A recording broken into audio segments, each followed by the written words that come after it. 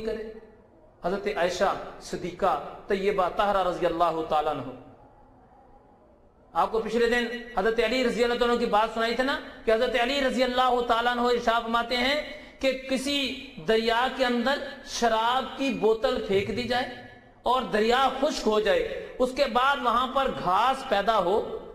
اور اس گھاس کو کوئی گائے کھائے تو میں اس گائے کا دودھ نہیں پیوں گا. آج حضرت عائشہ صدیقہ طیبہ طاہرہ رضی اللہ تعالیٰ عنہ کی بات آپ سنیں. عائشہ صدیقہ طیبہ طاہرہ رضی اللہ تعالیٰ عنہ آپ ارشاد فرماتی ہیں کہ میں ایک دن رات کو اپنے گھر میں سو رہی تھی, تو جب میں رات کو اٹھی تو کوزے میں پانی بھرا ہوا تھا. رات کو میں نے جب پانی بھرا ہوا تھا تو میں نے دیکھا تو اس میں پانی نہیں ہے. میں نے اپنی خادمہ کو بلایا کہ بھائی پانی نہیں ہے. کہنے لگی بات یہ ہے کہ وہ خادمہ کہنے لگی رات کو میں خواب میں دیکھ رہی تھی, میں نے خواب دیکھی رات کو. خادمہ بتا رہی ہے کہ میں نے خواب دیکھی. کیا خواب دیکھی؟ میں نے خواب دیکھی کہ میرا قیامت برپا ہے, قیامت کا دن آ گیا ہے اور میرے والد کو شدید پیاس لگی. دنیا میں میرا باپ شراب بہت پیا کرتا تھا, تو پیاس سے وہ بلبلا رہا ہے, چیخو پکار کر رہا ہے کہ مجھے کو پانی کی سپ دے دے مجھے. کہنے میں بیٹی تھی, مجھے ترس آیا, میں نے جلدی جلدی کوزہ اٹھا کے جب اس کو دیا, جیسے ہی میں نے کوزہ دیا وہ ایک ہی گھونٹ کے اندر سارا کوزہ خالی کر گیا. کہ جیسے اس نے کوزہ خالی کیا, آپ فرماتی ہیں کہ مجھے حاطب غیبی سے آواز آئی کہ جس نے شرابی کو پانی پلایا میں اس کے ہاتھوں کو خشک کر دوں گا, یعنی اس کے ہاتھوں کو ضائع کر دوں گا. حضرت عائشہ صدیقہ طیبہ طاہرہ رضی اللہ تعالیٰ عنہ آپ ارشاد فرماتے ہیں جب میں نے اس کے ہاتھ دیکھے تو اس کے ہاتھ خشک ہو چکے تھے, یعنی کام کرنے کے قابل نہیں تھے. اور ایک جگہ پر آتا ہے کہ کوئی شرابی ہو اور وہ بیمار ہو جائے, جو اس کی خبر لینے کے لیے جائے گا وہ بھی گناہ گار.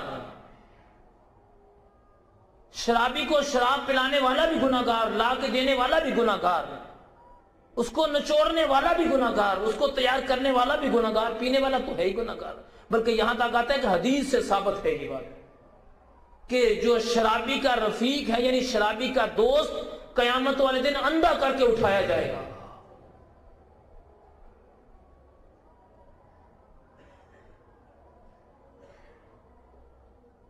اس لیے میرے بھائی یہ جو شراب ہے نا, یہ ایسے دعا کریں اللہ کرے, ہاں کسی کو طنز نہ کریں, اس کے حق میں دعا کریں کہ اللہ تو اس کو ہدایت دے. کوئی بھی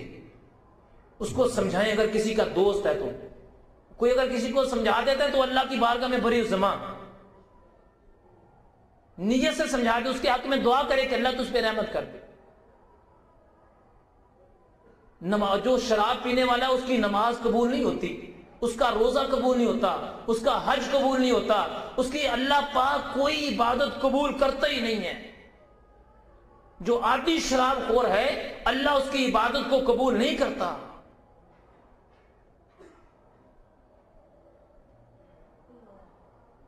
اس لیے میرے بھائی اس سے دعا کریں کہ اللہ تبارک و تعالیٰ اس سے ہمیں بچنے کی توفیق عطا فرمائے. اللہ تبارک و تعالیٰ ہم سب کو نیک عمل کی توفیق عطا فرمائے. یہ تو باتیں بتا رہا تھا نا شراب پینے کے نقصانات کیا ہیں. اب آپ کو میں ایک اور بات بتا دوں کہ یہ تیار کیسے ہوتی, کیا ہوئی کیا, یعنی ایک حقائق آج میں نے پڑھی اور اتنا ایمان کی تازگی ہوئی اور احساس ہوا کہ دیکھو کتنی یہ گندی چیز ہے. دیکھیں شراب پینے والا سب سے پہلے ایسے ہوتا ہے جیسے کھلکھلاتا بڑا خوبصورت اس کا رنگ ہو جاتا ہے شروع میں, ابتدا میں, آہستہ آہستہ آہستہ اس کی شکل تبدیل ہو جاتی ہے. پھر جب وہ شراب کی حالت میں ہوتا ہے, فل نشے کی حالت میں, تو ایسے وہ بولتا ہے کہ جیسے کتابیں تو یہ لکھتی ہیں کہ وہ ایسے بولتا ہے, ایسے گرجتا ہے جیسے شیر اور چیتا, ایسے غضبناک ہو جاتا ہے جیسے ریچھ غضبناک ہوتا ہے, اور پھر ایسے وہ سو جاتا ہے کہ جیسے پتہ نہیں اس کو دنیا کی خبر ہی نہیں ہوتی. تو آج ایک حقائق پڑھی اور بڑا خوف آیا اس سے کہ اللہ تیرا ہی کرم ہے تو جن کو بچا دیتا ہے, اور تیرا ہی فضل ہے تو سب کو بچا دے, سارے مسلمانوں کو. یہ اللہ تعالیٰ کے فضل و کرم سے سب بچ سکتا ہے بندہ. جب یہ انگور ہے نا, انگور, اس کو جب لگایا گیا اس کے پودے کو,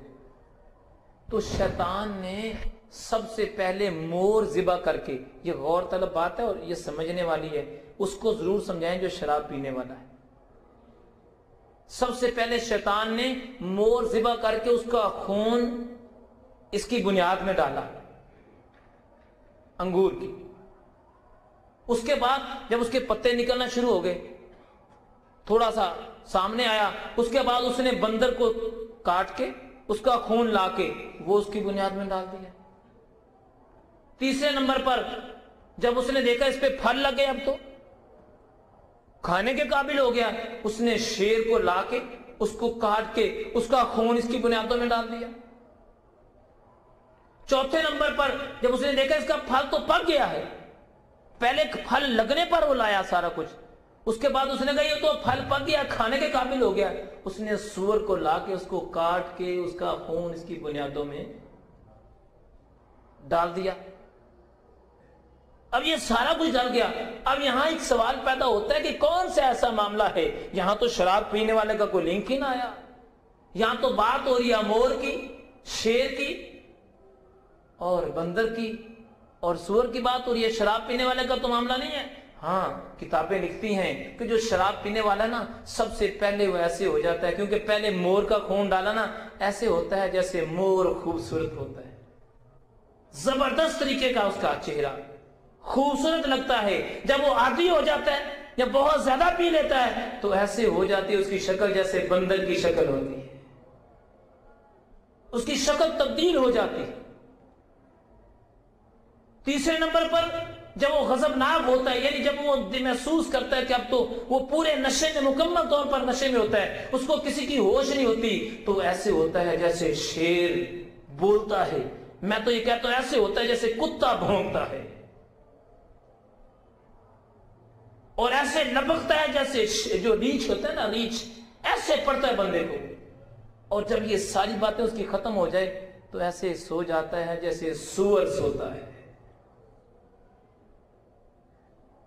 یہ ساری وہ چیزیں ہیں جو شراب کے عادی کے ساتھ سلوک ہوتا ہے۔ مجھے اس بات کا بخوبی علم ہے، پینے والے کو میری کیسٹ اچھی نہیں لگے گی نا،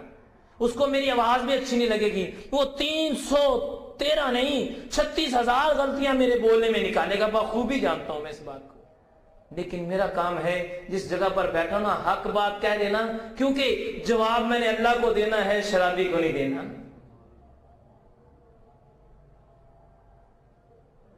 اور یہ بات بھی اپنے پلے باندھ لیں،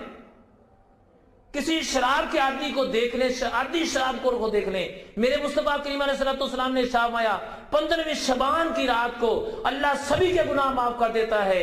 والدین کے نافرمان اور عادی شراب خور کے گناہ معاف نہیں کرتا جب تک وہ اس سے توبہ نہ کر لے۔ اگلا مسئلہ بھی ساتھ بتا دیا نا، ساتھ یہ بھی بتا دیا کہ توبہ کرے تو اللہ اس کی گناہ معاف کر دے گا۔ تو شراب پینے سے بھائیوں نقصان ہوتا ہے، شراب پینے سے آج تو یہ زمانہ ایسا آ گیا، اللہ تعالیٰ ہمارے ملک پر رحمت کرے اپنی، ہمارے کالجز کے اندر، سکولوں کے اندر ایسا ہوتا ہے، کالجز اور یونیورسٹیز کے بچے، اور وہ بچے ملازم جو تھوڑی 1500 2,000 روپے تنخواہ لینے والے، ان کو اس نشے پر لگا دیا جاتا ہے۔ خدا را مسلمانوں کے بچے، سارے مسلمان ایک دوسرے بچوں کی حفاظت کریں، یہ نہ سوچیں کہ اس کا بچہ ہے، آپ کسی کے بچے کی حفاظت کریں گے اللہ آپ کے بچوں کی حفاظت کرے گا، آپ کسی کی بیٹی کا تحفظ کریں گے اللہ آپ کی بیٹی کا تحفظ کرے گا، آپ کسی کی بیٹی کی عزت کا خیال کریں گے اللہ آپ کی بیٹیوں کی عزت کا ہی خیال کرے گا، آپ اللہ تبارک و تعالیٰ کی بارگاہ میں کسی کے لیے دعا کریں گے اللہ اس کی پردہ پوشی کر دے، اللہ آپ کے اوپر خاص کرم فرمائے گا۔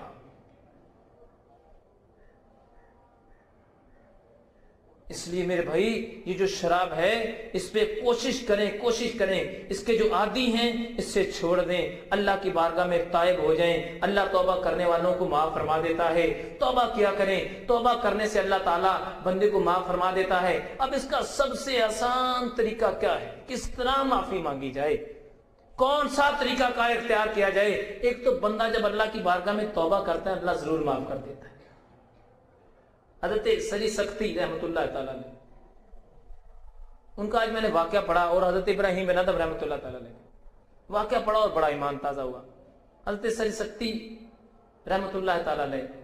ایک مرتبہ رستے سے جا رہے